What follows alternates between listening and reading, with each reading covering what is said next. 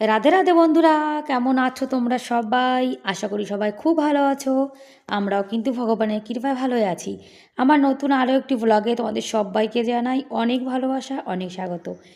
এখন কিন্তু 5:30 বাজে, আর দেখো বাইরে কিন্তু এখনও সূর্যের আলো ওঠেনি। আর আমি কিন্তু ঘুম থেকে উঠে এই যে রাস্তা ঝাড় দেওয়া শুরু করে দিয়েছি। আর আজকে আমাদের এখানে একটু মেঘলা মেঘলা ভাব আছে জানো তো। আর শীতও পড়েছে, যার জন্য দেখো আমি কিন্তু চাদর পরে রয়েছি। মানে একটুখানি শীত কমেছিল, তারপরে আবার কিন্তু বৃষ্টি হয়েছে। আর কালকে একটু হাওয়া চলেছিল, যার জন্য দেখেছো কতটা নিম পাতা পড়েছে। আর এই সময়টায় জানো তো এত নিম পাতা পড়ে, মানে পুরো রাস্তাটা একদম নোংরা হয়ে থাকে। সেই জন্যে ভালো করে রাস্তাটা এখন ঝাড় দিচ্ছি। আর এখনও কিন্তু হালকা একটু অন্ধকার রয়েছে, যার জন্য কিন্তু ভিডিওটা একদমই ক্লিয়ার হয়নি। আর সকাল সকাল ঘুম থেকে উঠেছি, আশিপাশি কাজ করে স্নান করে তারপরে অন্য কাজবাজ করতে হবে। আর একটু ভোরের দিকে উঠলে কিন্তু দেখবে সংসারের কাজগুলো অনেক তাড়াতাড়ি হয়ে যায়। আর ছেলের তো পরীক্ষা শেষ হয়ে গেছে, এখন কিন্তু স্কুল ছুটি আছে, যার জন্যে একদম সকাল সকাল রান্না করার কোনো কিন্তু দরকারই নেই। একটু লেট করে করলেও কিন্তু অসুবিধা হবে না। আর আমি স্নানটাও করে নিয়েছি। এখন কিন্তু আমরা গরম জলে স্নান করি, মানে সকালবেলাটায় ভীষণ ঠান্ডা থাকে জানো তো। ভেবেছিলাম মনে হয় গরম পড়া শুরু হয়ে গেছে, কিন্তু আবার শীতটা চলে এসছে। মানে শীত যাওয়ার কোনো নামই নিচ্ছে না। শিবজি, তুলসীজি, সূর্য দেবতা তিনজনকে এখন জল অর্পণ করে দেব। আর ভোরে ঘুম থেকে উঠলে জানো তো মানে কাজে একটা এনার্জিও পাওয়া যায়। শরীরটা যেন কেমন ফ্রেশ ফ্রেশ মনে হয়। আর লেট করে ঘুম থেকে উঠলে তখন জানো তো সব কাজ একটা আলসেমি ভাব লাগে। আর ভগবানকে প্রণাম করে, গীতাজিকে প্রণাম করে দিনের শুরুটা করব। আর আমার মনে হয় ভগবানের নাম নিয়ে দিনের শুরুটা করলে কিন্তু দিনটা ভীষণ ভালো যায়। আর এখন দেখো হালকা একটু আলো কিন্তু উঠে গেছে। নিম পাতাটা ওখানে রয়েছে, পরে ফেলে দিয়ে আসবো। আর রাস্তাটা কিন্তু একদম পরিষ্কার হয়ে গেছে। আর আমরা কিন্তু সবাই আমাদের ঘরের সামনে ঝাড় দিয়ে কিন্তু পরিষ্কার রাখি। ওদিকের গাছটা শীতকালে কেটে দিয়েছিল, এখন কিন্তু ছোট ছোট দেখো কচি পাতাও চলে এসছে। 3 মাসের মধ্যেই সুন্দর সুন্দর কচি পাতা চলে এসছে, দেখতে ভীষণ ভালো লাগছিল। আর নিম গাছের পাতা দেখো ঝরে কিন্তু পড়ে গেছে, আর অল্প কিছু আছে। রাত্রেবেলায় রান্নাঘরটা পরিষ্কার করে রেখেছিলাম, আর এখন কিন্তু শুধু একটা ভেজা কাপড় দিয়ে গ্যাস ওভেনটা মুছে নেব, কিচেন কাউন্টারটা পরিষ্কার করে নেব। আমি কিন্তু রাত্রেবেলা সবজি কেটে ধুয়ে রেখেছিলাম। রাত্রিরে সবজি কেটে ধুয়ে রেখে দিলে, রান্নাঘরটা পরিষ্কার করে রাখলে, এঁটো বাসনগুলো মেজে রাখলে সকালে দেখবে আমাদের রান্না কিন্তু অনেক তাড়াতাড়ি হয়ে যায়। আর ঘুম থেকে উঠে যায় না তো মানে ভালো লাগে না যে এঁটো বাসন মাজি আবার রান্নাঘর পরিষ্কার করি। আর সকালে যদি রান্নাঘর পরিষ্কার থাকে, সবজিগুলো কাটা ধোয়া থাকে, তাহলে কিন্তু সকালে রান্নাবান্না অনেক তাড়াতাড়ি হয়ে যায়। আর কাজে একটা এনার্জিও চলে আসে, মানে ফুল এনার্জি নিয়ে কাজ করা যায়। আজকে কিন্তু একাদশীর পরের দিন জানো তো। আর একাদশীর পরের দিন মানে আজকে গোপাল সোনাকে একটু বেগুন ভাজা, তারপরে উচ্ছে ভাজা, তরকারি এগুলো দিয়ে একটু ভোগ লাগিয়ে দেব। প্রতিদিন তো গোপাল সোনাকে ভোগ লাগাই, ওই একাদশীর পরের দিন একটু ভাজা টাজা দিয়ে একটু ভোগ লাগাই। এদিকে টমেটো চাটনি বসিয়েছি। টমেটোটা কিন্তু অত ভালো না, মানে দেশি টমেটো যেগুলো সেগুলো চাটনি করলে দেখবে একদম কিন্তু মানে সুন্দর, মানে মিহি হয়ে যায়। আর যেগুলো দেশি মানে দেশি না হাইব্রিড সেই টমাটোরের চাটনিগুলো দেখবে অতটা কিন্তু ভালো হয় না, কেমন দাঁড়িয়ে দাঁড়িয়ে থাকে টমাটোরগুলো। সবই নিরামিষ রান্না হচ্ছে, কেননা আমার তো গোপাল সোনা আছে, সেজন্য কিন্তু আমাকে সব কিছু নিরামিষ করতে হয়। আর আমরা গোপাল সোনাকে ভোগ লাগিয়ে তারপরে কিন্তু সেই প্রসাদ পাই। মানে গোপাল সোনাকে না দিয়ে কিন্তু আমরা কিছুই খাই না। আর বাড়িতে গোপাল সোনা আসার পর আমাদের এমন একটা অভ্যাস হয়ে গেছে, মানে গোপাল সোনাকে না দিয়ে কিছু খেতে জানো তো একদমই মন চায় না। আমরা যদি কিছু ভালো মন্দ খাই আর আমার গোপাল সোনাকে না দিই, তাহলে জানো তো মানে নিজে থেকেই কেমন একটা খারাপ লাগে। সেই জন্য আমার গোপাল সোনাকে ভোগ লাগিয়ে তারপরে কিন্তু আমরা প্রসাদ পাই। আদা জিরে শুকনো লঙ্কা বাটা দিয়ে আজকে বেগুন আলুর ঝোল করব, একটু বড়িও দেবো এর মধ্যে।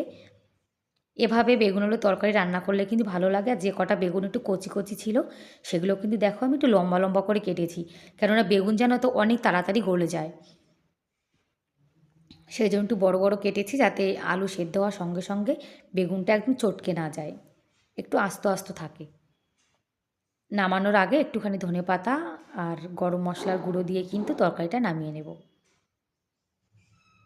ব্যাস তৈরি হয়ে গেছে। আর একটু সয়াবিন করেছি। আমার ছেলে আবার জানো তো বেগুনের তরকারি খেতে চায় না, সেই জন্য আবার সয়াবিন করেছি।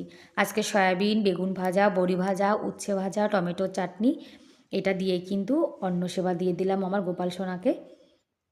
গোপাল সোনা কিন্তু স্নান হয়ে গেছে, এখন আমার গোপাল সোনা সেবা করবে।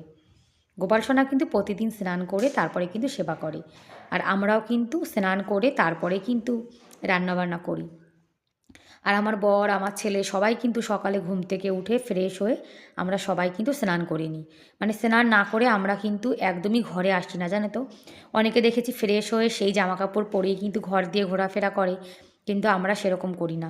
আমরা ফ্রেশ হয়ে একবারে স্নান করে ব্যাস পুরো দিন ফ্রি থাকতে পারি। আর স্নান না করে জানো তো ভাতও খেতে নেই। আর এখন 1 কাপ চা বানিয়ে নিয়েছি, কালকের একটু দুধ ছিল সেটা দিয়ে কিন্তু আজকে দুধ চা বানিয়েছি। প্রতিদিন তো লাল চা খাই, তা আজকে একটু মন চেয়েছে। আর আমি কিন্তু প্রতিদিন জানো তো দুধ চা খাই না, যখন একটু মন চায় তখনই শুধুমাত্র দুধ চা খাই। তা নাহলে খালি পেটে জানো তো আমার অ্যাসিডিটি হয়ে যায়। আর তোমরা কারা কারা আছো যারা আমার মতো চা কিংবা বিস্কুট এভাবে কাপের মধ্যে ডুবিয়ে খাও? আমার তো এভাবে কাপে ডুবিয়ে টোস্ট খেতে, বিস্কুট খেতে ভীষণ ভালো লাগে। আমি তো কখনো কখনো চায়ের মধ্যে জানো তো মুড়িও দিয়ে দিই, মানে এই কাপের মধ্যে, তারপরে খাই। আমার তো চা দিয়ে মুড়ি খেতে ভীষণ ভালো লাগে। চা খাওয়া হয়ে গেছে, এখন কিন্তু ঘরটা গুছিয়ে নেব। আগের দিন তো মানে বড় খাটটার বেড কভারটা চেঞ্জ করেছি, আজকে বেডটার বেড কভার চেঞ্জ করব। আমি কিন্তু এক এক দিন এক একটা খাটের বেড কভার চেঞ্জ করি, মানে একদিনে দুটো করি না। তাহলে অনেক জামা কাপড় হয়ে যায়, তো তখন কাচতে গেলে জানো তো ভীষণ কষ্ট হয়। আর যাদের ওয়াশিং মেশিন নেই, আমরা হাতে জামা কাপড় কাচি, তারা কিন্তু জানি যে অনেক জামা কাপড় একবারে হলে কাচতে কত কষ্ট হয়। আর যাদের মেশিন আছে তাদের তো কোনো ব্যাপার না, একবারে 3-4 বালতি জামা কাপড় কাচলেও কিন্তু অসুবিধা হয় না। আর বন্ধুরা, তোমরা এখনও পর্যন্ত যারা আমার ভিডিওটি দেখছো, তোমাদের যদি আজকের ভিডিওর কোনো অংশ একটু হলেও ভালো লেগে থাকে তাহলে প্লিজ একটা লাইক করে দিও। আর আমার চ্যানেলে তোমরা আজকে যারা নতুন আর ভিডিওটি দেখছো, তোমাদের এরকম ভিডিও যদি দেখতে ভালো লাগে তাহলে কিন্তু চাইলে আমার এই ছোট্ট চ্যানেলটিকে সাবস্ক্রাইব করে আমার এই ছোট্ট পরিবারের পাশে থেকে যেতে পারো। আর এই কাজটি যারা অলরেডি করে দিয়েছো তাদেরকে অসংখ্য ধন্যবাদ। আর তোমরা যারা আমার ভিডিও দেখো, সুন্দর সুন্দর কমেন্ট করো, তোমাদেরকেও কিন্তু অনেক অনেক ধন্যবাদ, অনেক ভালোবাসা জানাই মন থেকে। আর আজকের ভিডিওটি কেমন লাগলো কমেন্ট করে কিন্তু অবশ্যই জানিও। আর তোমরা যে যে দিদিভাইরা আমার ভিডিও দেখো, সুন্দর সুন্দর কমেন্ট করো, আমি কিন্তু সব দিদিভাইদের ভিডিও দেখি। আর যদি কেউ কষ্ট করে আমার ভিডিও দেখে ভালোবেসে, তাহলে তো আমারও কর্তব্য, তাই না, তাদের ভিডিও দেখার। আমি কিন্তু সেই সব দিদিভাইদের ভিডিও দেখি। এদিকে বেড কভারটাও চেঞ্জ করে নিয়েছি, আর টিভিটা একটু পরিষ্কার করে নিলাম।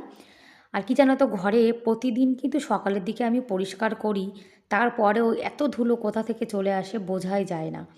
আর তারপরে রাজস্থান মানে তো ধুলোর দেশ, ধুলোর হাওয়া চলে। আর এখন তো গরমকাল আসতে যাচ্ছে, গরমকালে আমাদের এখানে সারাদিন শুধু হাওয়া চলবে, আর হাওয়ায় শুধু ধুলো আর ধুলো। আমাদের এখানে মাটি জানো তো বালি মাটি, বালি মাটিতে যদি হাওয়া চলে তাহলে সেই বালি কিন্তু উড়ে উড়ে সবার ঘর বাড়ি পুরো ধুলো ধুলো হয়ে যায়। আর কলকাতার মাটি দেখবে এঁটেল মাটি, সেই মাটিগুলো কিন্তু হাওয়ায় ওড়ে না, সেই জন্য ধুলো ময়লা একটু কম হয়। আর আমাদের এখানে ভীষণ ধুলো ময়লা হয়। আর এই যে যেখানে ফ্রিজটা রাখা থাকে, এখানে তো সব থেকে বেশি ধুলো হয়। ফ্রিজটাকে আমি সকাল আর বিকাল বেশিরভাগ 2 টাইমই পরিষ্কার করি। আর আমার ঘরে জানো তো কোনো দামি কোনো জিনিসই নেই, কিন্তু যা আছে আমার কাছে এটাই অনেক।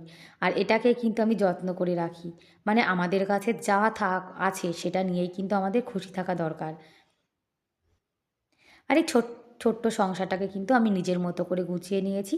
ঘরটর তো গোছানো হয়ে গেছে, তারপরে গ্যাস ওভেনটা ঠান্ডা হয়ে গেছে, এখন গ্যাস ওভেনটাও পরিষ্কার করে নিচ্ছি। আমাদের কিন্তু খাওয়া দাওয়া হয়ে গেছে জানো তো। রুটি বানালে গ্যাস ওভেনটা বেশি নোংরা হয়, তা আজকে তরকারি রান্না করেছি, ভাত করেছি, তা আজকে ওভেনটা কিন্তু বেশি নোংরা হয়নি। রান্নাঘর ঘরবাড়ি দুটো যদি একদম পরিষ্কার পরিপাটি থাকে, তাহলে নিজের মনেও দেখবে একটা শান্তি শান্তি ভাব লাগে। মানে ঘরবাড়ি গোছানো থাকলে জানো তো, মানে হঠাৎ করে বাড়িতে কেউ আসলেও নিজের মানে লজ্জা লাগে না। আর আমার তো গোছানো গাছানো পরিপাটি সংসার জানো তো ভীষণ ভালো লাগে। আর তেলের বোতলটা একটু পরিষ্কার করে নিলাম। আর সংসারের কাজ করতে করতে জানো তো নিজের টাইমটাও কিন্তু মানে পাস হয়ে যায়। সংসারের কাজ করলে তাহলে কিন্তু দেখবে মাথায় উল্টোপাল্টা চিন্তা আসে না, ঘরের কাজটাও হয়ে যায়, এইদিকে সময়টাও পার হয়ে যায়। ব্যাস বন্ধুরা, তাহলে আজকের মতো এ পর্যন্তই, দেখা হবে পরের ভিডিওতে। ততক্ষণ তোমরা অনেক ভালো থেকো, সুস্থ থেকো, বাই বাই।